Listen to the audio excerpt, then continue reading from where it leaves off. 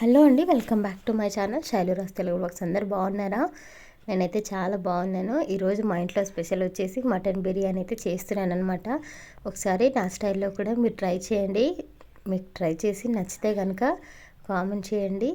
అలాగే ఇంకా ప్రాసెస్లోకి అయితే వెళ్ళిపోదాం. ముందుగా మటన్ బాగా కడుక్కొని నేనైతే 2 kg మటన్ తీసుకున్నాను అనమాట. ఇంకా 2 kg మటన్కి సరిపడా నేనైతే వేసుకుంటున్నాను. ఫస్ట్ పసుపు, అలాగే దాంతోపాటు సాల్ట్ కూడా టేస్ట్కి సరిపడా వేసుకోవాలన్నమాట. కర్రీకి సరిపడంత ఉప్పునైతే వేసుకోవాలి. ఆ తర్వాత ధనియా పౌడర్ కూడా వేసుకోవాలి. ఇంకా అందులోకి గరం మసాలా, ఇది బిర్యానీ మసాలా అనమాట. ఈ బిర్యానీ మసాలాని ఎలా ప్రిపేర్ చేసుకోవాలో నేను ఇంకో వీడియో అయితే పోస్ట్ చేస్తాను. అది సపరేట్గా వీడియో తీసానమాట. ఇంకా హోల్ గరం మసాలాలన్నీ యాడ్ చేసుకోవాలన్నమాట. అంటే ఇలాచీలు, లవంగాలు, దాల్చిన చెక్క, సాజీరా, ఇంకా బిర్యానీ మసాలాలు ఉంటాయి కదా, స్టార్ అనాస, మరాఠీ ముగ్గ, అలాగే బిర్యానీ ఆకు వేసుకోవాలన్నమాట. అవి మాత్రం ఒక్కొక్కటి వేసుకోవాలి. బిర్యానీ ఆకు 2 వేసుకోవాలి. ఇంకా ఆ తర్వాత మొత్తం మిక్స్ చేసుకొని అందులోకి అల్లం పేస్ట్ కూడా వేసుకొని తర్వాత టేస్ట్కి సరిపడా కారం, అంటే మీకు ఎంత కారం పట్టిద్దో అంత కారం వేసుకోవాలన్నమాట. నేనైతే ఇక్కడ 2 kg తీసుకున్నాను కాబట్టి మా టేస్ట్కి తగ్గట్టుగా నేను వేసుకున్నాను కారం. తర్వాత బాగా మిక్స్ చేయాలన్నమాట. చేయితో మాత్రమే కలపాలి. స్పూన్తో కలిపారంటే సరిగ్గా కలవదనమాట. ఇంకా ముక్కలకి కూడా పట్టదు. చేయి మంచిగా కడుక్కొని చేయితోనే మిక్స్ చేయాలన్నమాట. మంచిగా కలిపితే, ఎంతసేపు కలిపితే అంత బాగా ముక్కలకి కారం అనేది బాగా పడుతుంది. ఇంకా అందులోకి అన్నీ సరిపడా వేసుకోవాలి. అదే కాకుండా కర్రీకి ఎంత కావాలో అంత క్వాంటిటీ మాత్రమే ఇప్పుడు వేసుకోవాలి. తర్వాత కర్రీ ఉడికేటప్పుడు టేస్ట్ చూసుకొని అందులోకి మళ్ళీ యాడ్ చేసుకోవచ్చు ఏదైనా తక్కువైందంటే. ఆ తర్వాత అందులోకి 1 కప్పు పెరుగుని, అలాగే 1 నిమ్మరసము, ఇంకా నేను ఆల్రెడీ పచ్చిమిర్చి, కొత్తిమీర, పుదీనా కలిపెట్టుకున్నాను అనమాట. ఆ క్లిప్ అయితే మిస్ అయిపోయింది. అవన్నీ కూడా యాడ్ చేసుకొని మంచిగా కలబెట్టుకోవాలన్నమాట. ముక్కలకి బాగా పట్టే విధంగా కలుపుకొని ఇంకా లాస్ట్కి కొద్దిగా ఆయిల్ వేసుకొని ఇంకా పక్కన పెట్టుకోవాలి. అంటే 2 hours ఫ్రిడ్జ్లో అయినా, లేదంటే టైం ఉంటే బయట అయినా పెట్టుకోవచ్చు అనమాట. మ్యారినేట్ అవ్వాలన్నమాట. ముక్కలకి బాగా పట్టాలి కారము. ఆ తర్వాత నేనైతే కుక్కర్లో వేసుకుంటున్నాను. మీరు అలాగే డైరెక్ట్గా ఉడికించుకున్నా పర్వాలేదు. కుక్కర్లో అయితే కొంచెం త్వరగా ఉడుకుతుందని చెప్పేసి నేనైతే కుక్కర్లో వేసుకున్నాను. కుక్కర్లో వేసుకొని కొద్దిగా వాటర్ వేసుకోవాలన్నమాట. ఎక్కువ వేసుకోవద్దు. ఎక్కువ వేసుకుంటే మళ్ళీ వాటర్ ఎక్కువ అయిపోతాయి. కాబట్టి జస్ట్ ఆ గిన్నెలో ఉన్న మసాలా వరకే వాటర్ వేసుకొని కట్టుకొని అందులో వేసుకొని కొద్దిగా ఆయిల్ వేసుకొని మూత పెట్టుకొని ఒక 4-5 విజిల్లు వచ్చే వరకు పెట్టుకున్నారంటే సరిపోద్ది. మటన్ బాగా కుక్ అయిపోతుంది అనమాట. ఇంకా ఆ తర్వాత నేనైతే మటన్ ఉడికేలోపు నేనైతే రైస్ పెట్టుకుంటున్నాను. నేనైతే 5 glasses రైస్ అయితే వేసుకున్నాను అనమాట. మీరు 1 kgకి 3/4 kg రైస్ అయితే సరిపోతుంది. ఇంకా అందులోకి కర్రీ చేయాల్సిన అవసరం లేదనమాట. మసాలా అదంతా టేస్ట్ సరిపోతుంది.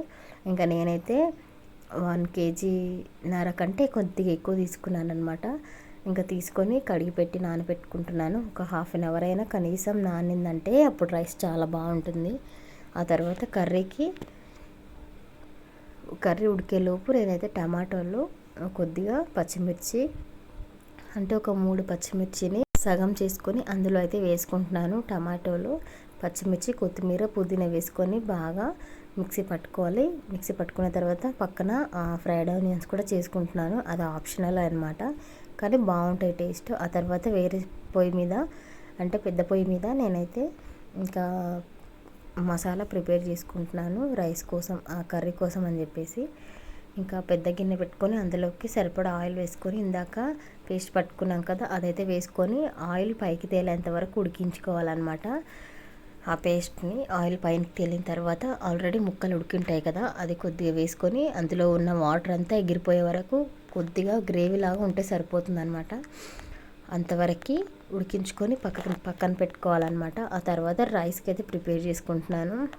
మీకు 2 ఉంటే పక్కల 2 ఒకేసారి చేసుకున్నా పర్వాలేదన్నమాట. ఇంకా నేనైతే రైస్కి అయితే ప్రిపేర్ చేసుకుంటాను. కొద్దిగా ఆయిల్ వేసుకొని ఫ్రైడ్ ఆనియన్స్, వేయించిన ఆయిల్ ఉంటుంది కదా అదే వేసుకోండి, ఆయిల్ ఎక్కువ పట్టదు. ఇంకా ఆయిల్ వేసుకొని అందులోకి హోల్ గరం మసాలాలు వేసుకొని అన్నీ వేసుకోవాలన్నమాట.